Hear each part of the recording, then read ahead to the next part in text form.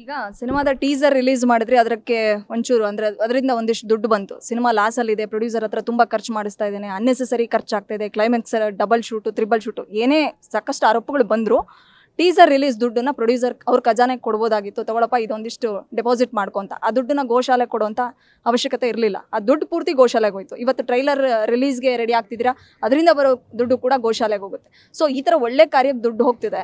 Producer ಮತ್ತು director ಮಧ್ಯೆ ಮನಸ್ತಾಪ, ಭಿನ್ನಾಭಿಪ್ರಾಯ, ಜಗಳ ತಂದಿಡುವಂಥ ಕೆಲವರಿಗೆ ನೇರವಾಗಿ ಉತ್ತರ ಕೊಡೋದಾದ್ರೆ ಏನು ಹೇಳ್ತಾರೆ ಅರ್ಜುನ್ ಜಿ? ಗೋಶಾಲೆ, ಈ ಗೋಶಾಲೆ ಅನ್ನೋ ಒಂದು ವಿಚಾರದಲ್ಲಿ ದುಡ್ಡುಗಳನ್ನ ಕೊಟ್ಟಿದ್ದೇನಿದೆಯಲ್ಲ ಅದು ಪ್ರೊಡ್ಯೂಸರ್ ದುಡ್ಡು ಗುಣ. ಯಾಕೆಂತಂದರೆ ನೀವು ಹೇಳ್ದಂಗೆ ಅವ್ರು ಬಂದಿದ್ದ ದುಡ್ಡನ್ನು ಅವ್ರ ಖಜಾನೆಗೆ ಇಟ್ಕೋಬೋದಾಗಿತ್ತು. ಮತ್ತು ಇನ್ನೊಂದೇನು ಅಂತಂದರೆ ಗೋ ಅನ್ನೋದು ಯಾವಾಗಲೂ ನಾವು ಯಾವುದಾದ್ರೂ ಒಂದು ಒಳ್ಳೆ ಕೆಲಸ ಮಾಡೋದಕ್ಕಿಂತ ಮುಂಚೆ ಇಲ್ಲ ಗಣೇಶನ ಪೂಜಿಸ್ತೀವಿ, ಇಲ್ಲ ಗೋಮಾತೆನ ಪೂಜಿಸ್ತೀವಿ ಒಂದು ಗೃಹ ಪ್ರವೇಶ ಅದಕ್ಕಿಂತ ಮುಂಚೆ. ಅದೇ ರೀತಿ ಇದು ಒಂದು ದೊಡ್ಡ ಕಟ್ಟಿರುವಂಥ ದೊಡ್ಡ ಮಾರ್ಟಿನ್ ಅನ್ನೋದು ಒಂದು ದೊಡ್ಡ ಮನೆ, ಒಂದು ಅರಮನೆ ಅನ್ನೋ ಥರದ್ದು ಏನೋ ಒಂದು ಗೊತ್ತಿಲ್ಲ, ಒಂದು ದೊಡ್ಡ ಮನೆ. ಆ ಮನೆ ಗೃಹ ಪ್ರವೇಶಕ್ಕೆ ಲಕ್ಷ್ಮಿಗೆ ಬಂದಿರುವಂಥ ದುಡ್ಡನ್ನು ಆ ಗೋಮಾತೆಗಳಿಗೆ ಕೊಟ್ಟಿದ್ದೀವಿ. ಮಿಕ್ಕಿದ್ದು ಏನು ಬರುತ್ತೋ ಅದು ಪ್ರೊಡ್ಯೂಸರ್ಗೆ ಸೇರುತ್ತೆ. 100 ಕೋಟಿ ಹಾಕಿ ಸಿನಿಮಾ ಮಾಡಿದಿರಿ, ಅದರಲ್ಲಿ ಒಂದಿಷ್ಟು ರೈಟ್ಸ್ಗಳು ಅಂತ ಸೇಲ್ ಆದಾಗ ಒಂದಿಷ್ಟು ದುಡ್ಡು ವಾಪಸ್ ಬಂದಿರುತ್ತೆ. ರಿಲೀಸ್ಗೂ ಮುಂಚೆನೇ ಪ್ರೊಡ್ಯೂಸರ್ ಸೇಫ್ ಆಗಿದ್ದಾರಾ, ಅಥವಾ ಮಾರ್ಟಿನ್ ಸಿನಿಮಾದಿಂದ ಪ್ರೊಡ್ಯೂಸರ್ ಅಷ್ಟೇ ಸೇಫ್ ಅಲ್ಲ ಇಡೀ ಇಂಡಸ್ಟ್ರಿ ಕೂಡ ಸೇಫ್ ಆಗುವಂಥ ಸಿನಿಮಾ ನಮ್ದಾಗುತ್ತೆ ಅನ್ನೋಂಥ ಹೋಪ್ಸ್ ಆಸ್ ನಮಗೆ ವ್ಯೂವರ್ಸ್ ಅಥವಾ ಆಡಿಯನ್ಸ್ ಆಗಿ ನಮಗಿದೆ, ನಿಮ್ಗೆ ಎಷ್ಟು ಹೋಪ್ಸ್ ಇದೆ ಅಂತ? ಇಲ್ಲ ಖಂಡಿತವಾಗೂ. ಯಾಕೆಂತಂದ್ರೆ ನಿಮ್ಗೆ ಆ ಹೋಪ್ಸ್ ಇದ್ರೆ ನನಗೆ ತುಂಬ ಖುಷಿ ಆಗುತ್ತೆ. ನಾನೇನೋ ಇಂಡಸ್ಟ್ರಿನ ಬದಲಾಯಿಸ್ತೀನಿ, ಉದ್ಧಾರ ಮಾಡ್ತೀನಿ ಅನ್ನೋ ಥರದ್ದಲ್ಲ. ಯಾಕೆಂತಂದ್ರೆ ಇವತ್ತು ಕನ್ನಡ ಚಿತ್ರರಂಗ ಇರೋ ಒಂದು ನಿಟ್ಟಿನಲ್ಲಿ ಎಲ್ಲ ಸಿನಿಮಾಗಳು ದೊಡ್ಡ ಮಟ್ಟದಲ್ಲಿ ಗೆದ್ರೆ ನಮ್ಮ ಮಾರ್ಟಿನನ್ನು ಸೇರಿ ಖಂಡಿತವಾಗ್ಲೂ ಕನ್ನಡ ಚಿತ್ರರಂಗ ಬದುಕುತ್ತೆ ಅಂತ ಹೇಳ್ತೀನಿ ಹೊರತು ಎಲ್ಲ ಸಿನಿಮಾಗಳಿಗೂ ದೊಡ್ಡ ಮಟ್ಟದಲ್ಲಿ ಸಕ್ಸಸ್ಗಳು ಸಿಗಬೇಕು.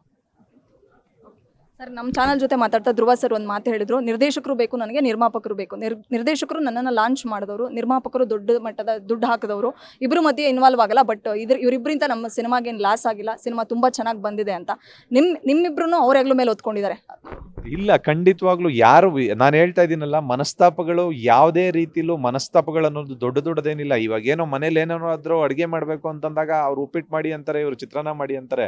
ಇಲ್ಲ ಉಪ್ಪಿಟ್ಟು ಮಾಡಿ ಅಂದವ್ರಿಗೆ ಒಂದು 5 ನಿಮಿಷ ಮುನಿಸ್ಬರ್ಬೋದು, ನಾನು ಹೇಳಿದ್ದು ಅಡುಗೆ ಮಾಡಲಿಲ್ಲ ಅಂತಂದ್ಬಿಟ್ಟು. ಆ ರೀತಿ ಅನ್ನೋದು ಸಣ್ಣ ಪುಟ್ಟದ್ದು ಬಂತು ಅಂತಂದರೆ ಮನೇಲೇ ನಾವು ನಮ್ಮ ಮನೇಲೇ ಕಿತ್ತಾಟಗಳು ಬರುತ್ತೆ. ಅಂಥದ್ದು ಸಿನಿಮಾದಲ್ಲಿ 1000 ಬರುತ್ತೆ ಹೋಗುತ್ತೆ.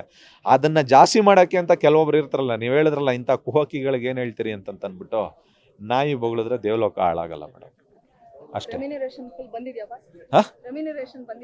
ಅದೆಲ್ಲ ಔಟ್ ಆಫ್ ದ ಬಾಕ್ಸ್ ಮಾತಾಡ್ಕೋತೀವಿ ನಾವು.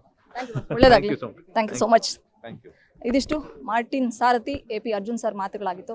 ಮಾರ್ಟಿನ್ಸ್ ದೊಡ್ಡ ಮಟ್ಟದ ಸಿನಿಮಾ, ಈ ಬಾರಿ ಬರೀ ಪ್ಯಾನ್ ಇಂಡಿಯಾ ಮಾತ್ರವಲ್ಲ ಪ್ಯಾನ್ ವರ್ಲ್ಡ್ ಕೂಡ ನಮ್ಮ ಕಡೆ ತಿರುಗಿ ನೋಡುವಂಥ ಸಿನಿಮಾ ಮಾಡಿದ್ದಾರೆ. ಅದಾಗಬೇಕು.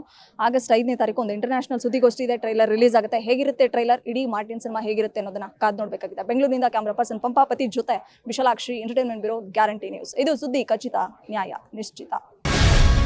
ಗ್ಯಾರಂಟಿ ನ್ಯೂಸ್, ಸುದ್ದಿ ಖಚಿತ, ನ್ಯಾಯ ನಿಶ್ಚಿತ.